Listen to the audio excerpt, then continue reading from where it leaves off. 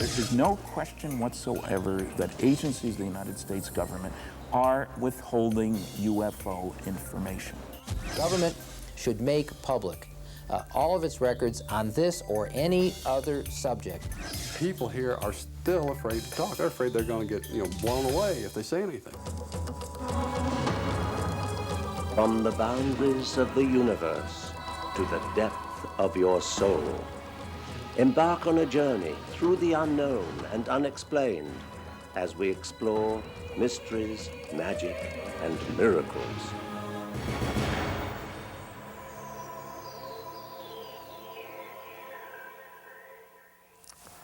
Hello, I'm Patrick Macnee.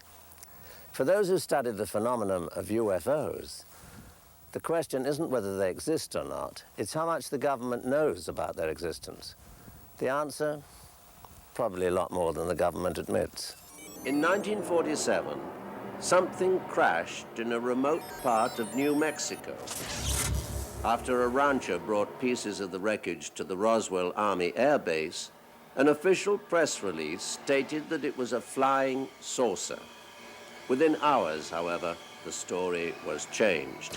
The public was told a mistake had been made, and the crashed object was nothing more than an ordinary weather balloon. Despite testimonies of scores of reliable witnesses who have since come forward, the official stand today, nearly 50 years later, is still that it was just a military weather balloon. A new Air Force investigation announced its findings just weeks before this broadcast. It wasn't a UFO. That's what the Air Force is saying after an 8-month investigation of a crash near Roswell, New Mexico. A crash that occurred 47 years ago. For years, there have been stories passed along by the residents that what the Air Force called a weather balloon was really a UFO, and that there were extraterrestrials on board. The Air Force tracked down people, combed archives, and even sent some old news photos to the CIA for analysis. It concluded what other government agencies had concluded for many years. There was no conspiracy to hide the truth. The amount of dissenting opinion is almost overwhelming among those who have investigated the incident and those who were witnesses. Don Schmidt, author of UFO Crash at Roswell, has painstakingly researched every angle of the Roswell story, including the notion that the Army misidentified a weather balloon as a UFO. The first press release that it was a flying saucer, and 6 hours later, we're sorry, ladies and gentlemen, there's no threat. There's nothing to be up in arms about. It's just a radar reflector device, constructed of foil, balsa wood, and baling twine. Now, even the rancher would have recognized the baling twine, certainly, and the rest of the material very conventional. And the very idea that the rancher, the sheriff, the deputies, the intelligence officer, the base commander, the counterintelligence officers, the engineers at Roswell, nobody could identify foil, sticks, and baling twine until General Ramey examines the material, and it's just a weather balloon. The question is, which press release is the true story? We have over 500 witnesses testifying through sworn affidavit or video deposition that what was recovered out here at this site and at the debris field site just 40 miles from here was not manufactured on this earth. Bob Shirkey is one of those witnesses. As an Army pilot stationed at Roswell, he got a close look at some of the recovered material as it was loaded onto a plane. He remembers the report that it was a flying saucer. The very next day, there was a recant from 8th Air Force saying that it was a weather balloon that was found and not an unknown object. And all I can say to that is that we had weather balloons in base operations because the weather station was there also. And I would see them carry a balloon out, blow it up, and send it on its way with a radio sound and so forth. And what was brought through the hangar, through the building and loaded on the airplane was not the same material. It was not a weather balloon. One important figure to express skepticism over the continuing balloon story is Congressman Stephen Schiff of New Mexico. his office has initiated its own investigation into the case. He believes official records pertaining to Roswell exist and that these should be made available to the public. Can you imagine probably the best bomber group in the Army Air Corps saying that a weather balloon was a flying saucer? That would have been quite an embarrassment, and there should be some documentation of that going back and forth in Air Force, then Army Air Corps channels about how could this happen? You know, how could we make such fools out of ourselves if that is in fact what occurred? And I've asked the General Accounting Office to look for that documentation. I've also suggested they look at something else. There seems to be no doubt that these materials, when picked up, don't seem to have been treated like they were parts of a weather balloon. In other words, it seems to be uncontradicted that these materials were flown out of New Mexico under armed guard by military police. Now, weather balloons are not normally shipped under armed guard, so I've also suggested they look for the records as to who issued instructions suggesting that these materials be guarded at gunpoint. That is not how you'd normally see a weather balloon transported. Public interest in the Roswell case has reached an all-time high as interest in UFOs in general is rising. Walter Haut was the public information officer at Roswell, whose job it was to issue the official flying saucer press release. Haut's Army experience with public information and UFOs has been called upon more recently. A couple of years ago, he and some partners opened a non-profit UFO museum in Roswell to satisfy a growing curiosity on the subject. Radar and visual presentation from all 50 states. And the significance of the entire Roswell case, let's go back for a moment to early summer 1947. It was less than 2 years after the end of World War II. The troops had come home. America was getting back to work and coming to terms with its new position as a global power.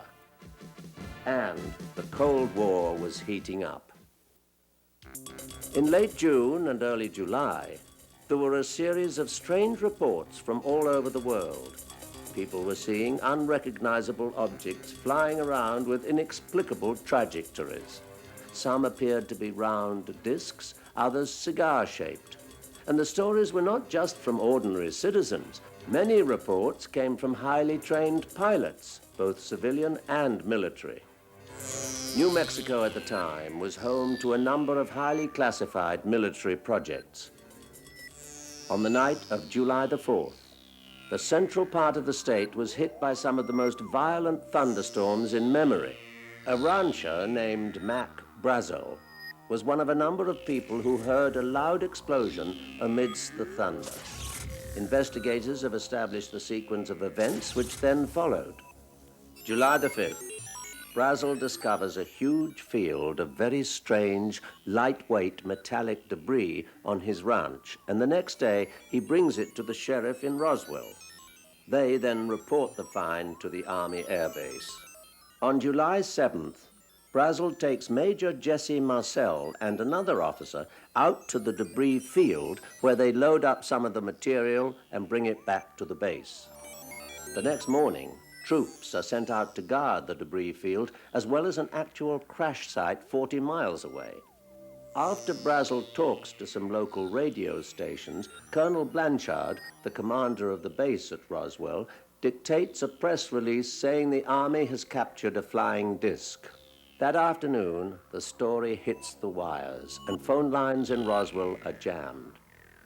But within hours, Major Marcel is sent to Fort Worth with some of the debris, and there, General George Ramey gives Marcel some remnants of a weather balloon. At a hastily arranged press conference, Ramey says his officers had made a mistake, and the crashed object was in fact nothing more than a weather balloon with an attached radar reflector. And so the case was closed. Everyone moved on to other things. Just 2 months later, the attention of the nation was riveted on Chuck Yeager as the man with the right stuff broke the sound barrier and our own space program was officially underway. Whatever happened at Roswell was quickly forgotten by all. except those who were actually there.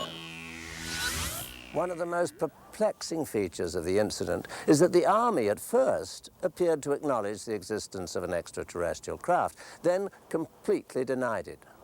Why didn't anyone question the about-face? Those who were there have their own theories. This was right after the war. I say right after, it was a year and a half, but even so, everyone who'd been in the service during the actual war period had been always told, don't talk to anybody, don't tell them what you're doing, et cetera, et cetera. I think you've got to take a couple things into consideration. The 509th was a very highly classified organization. They were the only ones in the world capable of handling and delivering an atomic weapon. If you didn't have a need to know, you didn't ask. I was a bombardier, amongst other duties. I never was permitted to go near an airplane that had the bomb racks capable of handling an atomic weapon. I never asked to. I knew that I wasn't supposed to, so that was the end of it. You've got a different frame of mind back in 1947 than you have in 1994. Frank Joyce was a radio personality in Roswell at the time and spoke with rancher Mac Brazel. He believed national security may have motivated the cover-up. That was a different era than now. You didn't have the complex society that we have now. You did not have TVs, cameramen, as we have scheduled here, a news reporter like yourself with a backing of all sorts of people and all the best equipment in the world to report everything that happened. So when a statement came out on the newswire that simply said it's a weather balloon, people were inclined to believe it. And I don't say these things lightly because I have great respect for our military and was at that time very, I would say, as much of a patriot as anyone. And as I said, given the mindset of people at that time, if you told me it was something of national security, I wouldn't talk about it. Times were indeed different in 1947. This was before the era of Vietnam. The 60s and Watergate had not happened, nor the recent savings and loan scandals. It wasn't yet common practice to question everything the government did. It wasn't until 1978 that the file on Roswell was reopened. Stanton Friedman, a nuclear physicist, author, and popular lecturer, was the person who stumbled upon this extraordinary story. In the course of my lecturing, of course, because I take such a strong stand, the lecture is flying saucers are real. I'm not an apologist, ufologist. A lot of people tell me lots of things. And once when I was in Baton Rouge, Louisiana, at a television station, waiting for a third interviewer, and the station manager's giving me coffee because the girl was late, out of the blue, no previous connection, anything we'd talked about. He says, you know, the guy you ought to talk to is Jesse Marcel. Who's he? Oh, well, he handled pieces in one of these saucers when he was in the military. That got my attention, as you can imagine. I said, well, is he alive? Do you know him? Oh, yeah, he lives over in Houma. I hadn't the faintest idea where Houma, Louisiana was then. I've been there since, of course. We're old ham radio buddies. Great guy. So Friedman began to look into the case, and his findings led to a book, Crash at Corona.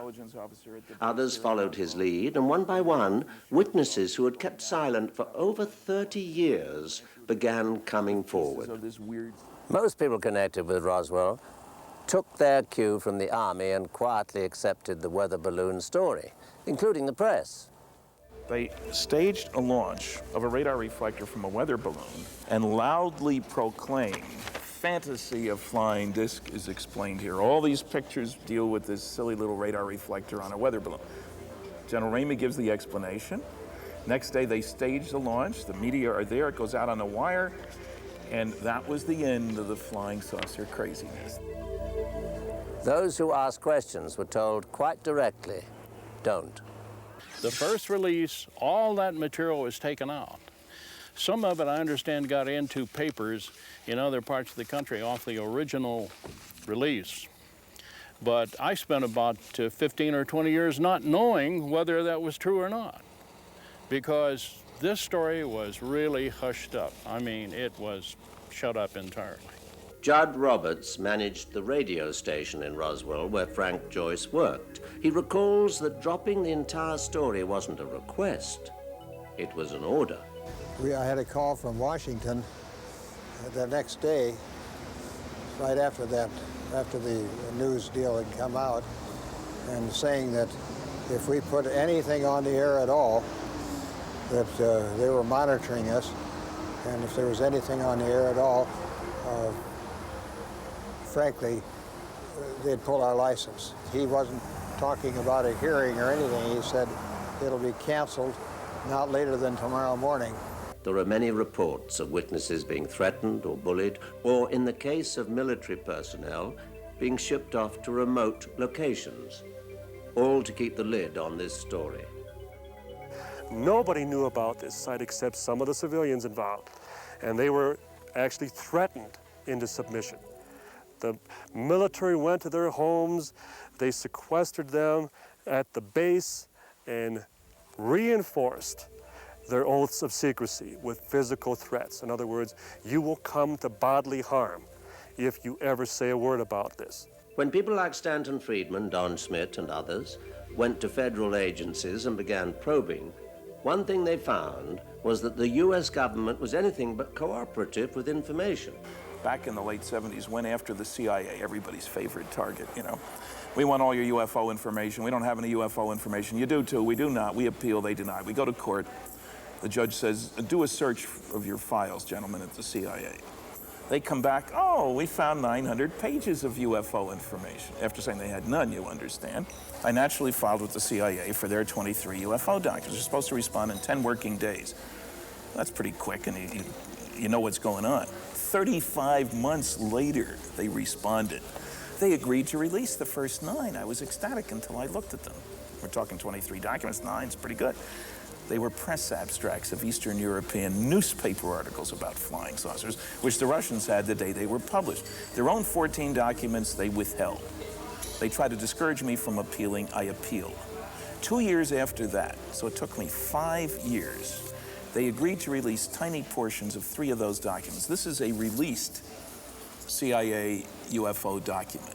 Very informative. There are about 8 words or so that you can read there, none of which tell you anything. Though official information is tough to come by, investigators press onward, inspired perhaps by increasing public curiosity.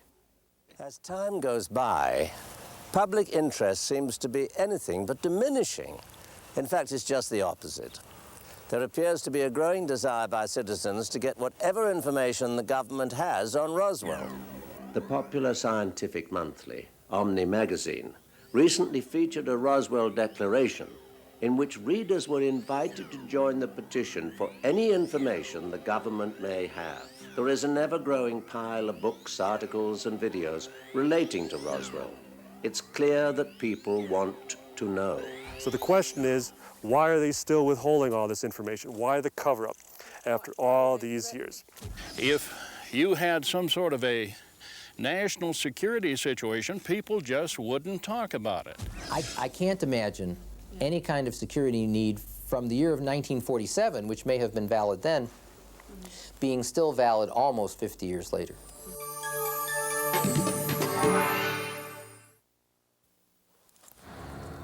What crashed near Roswell was a mystery in 1947. It's no less a mystery today. We join the voices of those who ask that the truth be told. Was it a secret government experiment? Was it a crashed ship from another world? Or was it, as the Air Force says, nothing more than a simple weather balloon? I'm Patrick Macnee. Join me next time for more mysteries, magic, and miracles.